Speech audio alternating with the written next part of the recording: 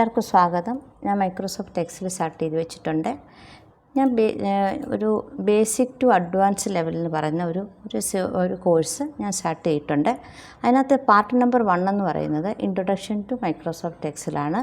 Part 2 എന്ന് പറയുന്നത് കാൽക്കുലേഷനെ ബേസ് ചെയ്തിട്ടാണ് ഞാൻ ചെയ്തത്. Sum, average, maximum, minimum, count, rank ഒക്കെ ആയിരുന്നു. പാർട്ട് നമ്പർ 3 എന്ന് പറയുന്നത് ഫോർമാറ്റിംഗ് ആണ് ഞാൻ ഉദ്ദേശിച്ചത്. Wrap text, merge cell, text orientation എങ്ങനെയാണ് ചെയ്യുന്നത്, ഓട്ടോ ഫോർമാറ്റൊക്കെ എങ്ങനെയാണ് ചെയ്യുന്നത്. പാർട്ട് 4 ഞാൻ ഉദ്ദേശിച്ചത് പേജിൻ്റെ ലേഔട്ട്, നമ്മുടെ പേജിൻ്റെ സെറ്റപ്പ്, മാർജിന്, പേപ്പർ സൈസ്, പ്രിൻറ്റിൻ്റെ ഓപ്ഷനൊക്കെ എങ്ങനെയാണ് ചെയ്യുന്നതാണ് പാർട്ട് 4 നമ്മൾ ചെയ്തത്. പാർട്ട് 5 ഇന്ന് ഞാൻ ചെയ്യാൻ ഉദ്ദേശിക്കുന്നത് പേജിന് ബ്രേക്ക്, ഈ പേജ് ലേഔട്ടിൻ്റെ അണ്ടറിൽപ്പെടുന്ന പേജ് ബ്രേക്ക്, പ്രിൻറ്റിൻ്റെ ടൈറ്റിൽ കൊടുക്കുന്നത്, ഹെഡറ്, ഫൂട്ടറ്, പേജ് നമ്പറൊക്കെ എങ്ങനെയാണ് ചെയ്യുന്നതാണ് ഇന്ന് ഞാൻ പറയാൻ പോകുന്നത്. അപ്പോൾ ആദ്യം ഞാൻ എന്ത് ചെയ്യണം, ഞാൻ മാർക്ക് ലിസ്റ്റ് എന്നുള്ളൊരു നമ്മുടെ കഴിഞ്ഞ ക്ലാസ്സിൽ നമ്മൾ എടുത്തു വെച്ചിട്ടുണ്ട് ഒരു മാർക്ക് ലിസ്റ്റ് ഫയൽ. ആ ഷീറ്റ് തന്നെയാണ് ഞാൻ ഇപ്പോഴും എടുത്തേക്കുന്നത്. നമുക്ക് നോക്കാം. ഫയൽ എടുത്തിട്ട് പ്രിൻ്റ് എടുക്കുമ്പോൾ ഇതാണ് നമ്മുടെ ആ ഷീറ്റിൽ നമ്മൾ അന്ന് ഒരു പേജ് ആക്കിയൊക്കെ വെച്ചിരിക്കുകയാണ്. എങ്ങനെ നമ്മൾ ഒരു പേജ് ആക്കിയത്, ഈ സെറ്റപ്പിൽ പോയിട്ട് നമ്മൾ ഓറിയൻറ്റേഷനൊക്കെ സെറ്റ് ചെയ്തു, പിന്നെ മാർജിനൊക്കെ സെറ്റ് ചെയ്തു, പിന്നെ സ്കെയിലിംഗ് ഒക്കെ സെറ്റ് ചെയ്തിട്ടാണ് നമ്മളിത് ഒരു പേജ് നമ്മൾ കഴിഞ്ഞ ക്ലാസ്സിൽ നമ്മൾ ചെയ്ത് വെച്ചിട്ടുണ്ട്. പക്ഷേ ഇന്നത്തെ റിക്വയർമെൻ്റ് എന്ന് പറഞ്ഞു കഴിഞ്ഞാൽ അവർക്ക് ഈ സ്റ്റുഡൻറ്റിൻ്റെ പേര് 10 പേര് കഴിഞ്ഞാൽ പിന്നെ ഒരു പേജ് പ്രിൻ്റ് എടുത്ത് കൊടുക്കണം. എല്ലാം ഓരോ പേജിലും 10 സ്റ്റുഡൻസ് വെച്ചിട്ടാണ് പ്രിൻ്റ് എടുത്ത് കൊടുക്കണമെന്നാണ് അവർ ആവശ്യപ്പെട്ടിരിക്കുന്നത്. അപ്പോൾ അങ്ങനെ ചെയ്യണം. നമ്മൾ എന്ത് ചെയ്യണം, ഈ കെവിൻ്റെ അടുക്ക വന്നിട്ട് ഈ കെവിനുള്ള ഈ 10th കണ്ടില്ലേ, ഈ കെവിനുള്ള ഈ സ്റ്റുഡൻറ്റിൻ്റെ പേരിൽ കൊണ്ട് വെച്ചിട്ട് നമ്മൾ പേജ് ലേഔട്ട് എടുത്തിട്ട് എന്തെടുക്കണം, ബ്രേക്ക് എന്നെടുക്കണം. എന്നിട്ട് ഇൻസെർട്ട് പേജ് ബ്രേക്ക് എന്നൊരു ഓപ്ഷനുണ്ട്, നമ്മൾ അവിടെ ഒന്ന് എടുക്കുക. അപ്പോൾ ഒരു ലൈൻ വന്നിട്ടുണ്ട് ഇവിടെ, ഇങ്ങനെ കണ്ടില്ലേ, ഒരു ലൈന് കാണാൻ പറ്റുന്നുണ്ടല്ലോ. അപ്പം ഒരു ലൈൻ വന്നിട്ടുണ്ട്. നമുക്ക് പോയി നോക്കാം. ഫയല് പ്രിൻ്റ് എടുത്തപ്പം ഇവിടെ വരെ ഒരു പേജായി. നമ്മൾ 2 എടുക്കുമ്പം അത് അടുത്ത പേജായി.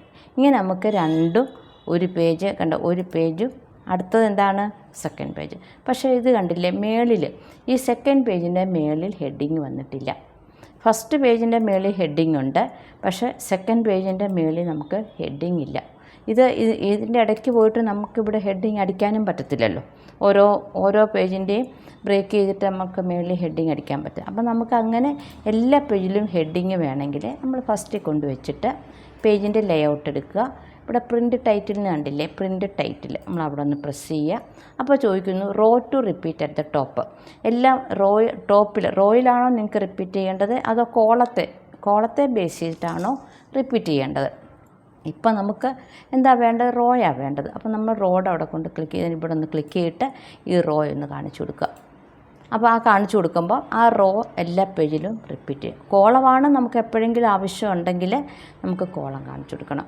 എന്നിട്ട് എന്ത് ചെയ്യണം, നമ്മളൊന്ന് പ്രിവ്യൂ പോയി നോക്കാമെങ്കിൽ കണ്ടില്ലേ, ഈ പേജിൽ ഹെഡിങ് ഉണ്ടെന്ന് നമുക്കറിയാം. സെക്കൻഡ് പേജിൽ നോക്കുമ്പോഴോ സെക്കൻഡ് പേജിലും നമുക്ക് ആ ഹെഡിങ് വന്നു. ഇങ്ങനെ എടുക്കുന്നതിനാണ് നമ്മൾ എന്ത് പറയുന്നത്, പ്രിൻ്റ് ടൈറ്റിൽ എന്ന് ഉദ്ദേശിക്കുന്നത്. അപ്പം നമ്മളിപ്പോൾ പറഞ്ഞ എന്തൊക്കെയാണ്, പേജിന് ബ്രേക്ക് എങ്ങനെ കൊടുത്തു, പിന്നെ നമ്മൾ എന്ത് ചെയ്തു, പ്രിൻറ്റിന് ടൈറ്റ് കൊടുത്തു. ഇനി അടുത്ത് നമ്മൾ എടുക്കേണ്ടത് ഹെഡറ്, ഫൂട്ടറ്, പേജ് നമ്പർ.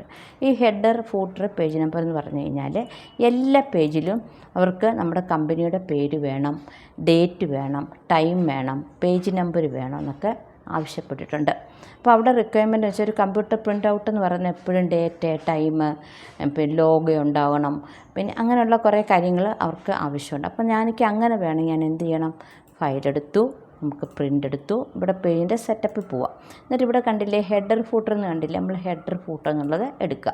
അപ്പോൾ മേളിലാണ് നമുക്ക് വരണമെങ്കിൽ എന്തെടുക്കണം, കസ്റ്റം ഹെഡർ എന്നും, താഴെയാണ് വരണമെങ്കിൽ നമ്മൾ കസ്റ്റം ഫൂട്ടർ എന്നും എടുക്കണം. അപ്പോൾ ഞാൻ എന്തെടുത്തു, കസ്റ്റം ഹെഡർ എടുത്തു. അപ്പോൾ എന്താണ് ഇവിടെ വേണ്ടത്, അവർക്കിവിടെ വേണ്ടത് ABC കമ്പനിയിൽ നിന്ന് വേണം.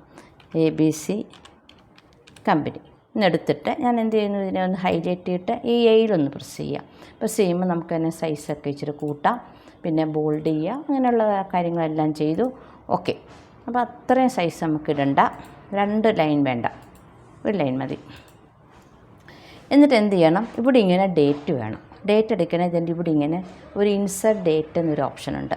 നമ്മൾ അവിടെ ഒന്ന് ക്ലിക്ക് ചെയ്യുക. ടൈം വേണമെങ്കിൽ ഇവിടെ നമ്മൾ ഇൻസെർട്ട് ടൈമുണ്ട്, നമ്മൾ ടൈം ക്ലിക്ക് ചെയ്തു. ഇനി ലോഗോയും കൂടെ വേണമെന്നാണ് പറഞ്ഞേക്കുന്നത്. അപ്പോൾ നമ്മൾ എന്ത് ചെയ്യണം, ഇവിടെ ഒന്ന് എൻ്റർ അടിച്ചിട്ട് ഇമെയിലിൽ കൊണ്ടുവെക്കുക.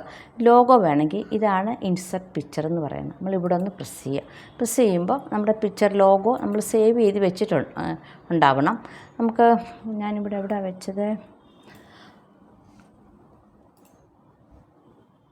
ലോഗോ നമുക്കവിടെ ഓൾറെഡി നമ്മളിവിടെ സേവ് ചെയ്ത് വെച്ചിട്ടുണ്ടാവണം.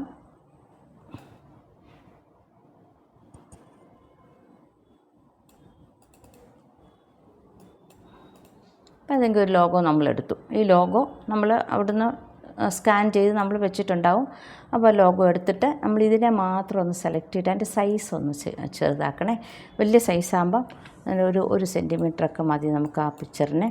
ഓക്കെ. അപ്പോൾ നമ്മൾ ലോഗോ, ഇപ്പോൾ നമ്മൾ ഓക്കെ എന്ന് പറയുമ്പോൾ എന്തൊക്കെ ചെയ്തു, നമുക്കിവിടെ ഓക്കെ എന്ന് പറഞ്ഞു. പിന്നെ ഇവിടെ വന്ന് ഓക്കെ പറഞ്ഞപ്പോൾ ഇവിടെ ഡേറ്റ് വന്നു, ഇവിടെ എന്ത് വന്നു, ടൈം വന്നു, ഇവിടെ നമ്മുടെ ലോഗോ വന്നു.